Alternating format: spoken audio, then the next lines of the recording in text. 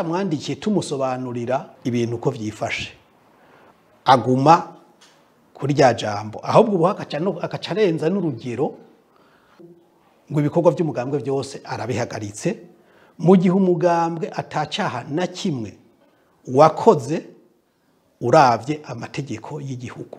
Imvu z'umutekano wande ahabona hari ingorane ni hehe? None abo bantu ntibari bahari. Ikoraniro ryo kuwa 12 ukwezi kwa gatatu ntibari bahari, ntibanaterereye n'ivyumviro kandi bigafatirwako bigashirwa mu ngingo zapfunditswe.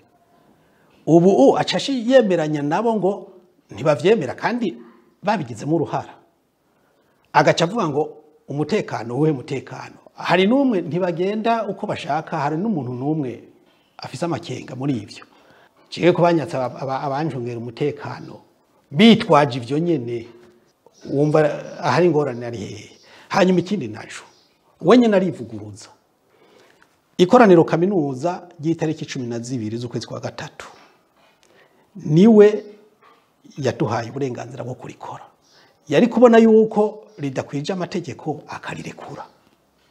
Hanyuma rimaze kuba naramwandikiye ndamumenyesha programme twipfuza kurangura mu buryo bwo kuja gusigurira abanywanyi n'abandi bose, kuko si ibintu twakorera ahantu henyegeje, twabikorera ku kibuga, ibijanye n'ibwirizwa ryo kwa 16 ukwezi kwa gatatu risubiramwo ibihingo y'u Burundi.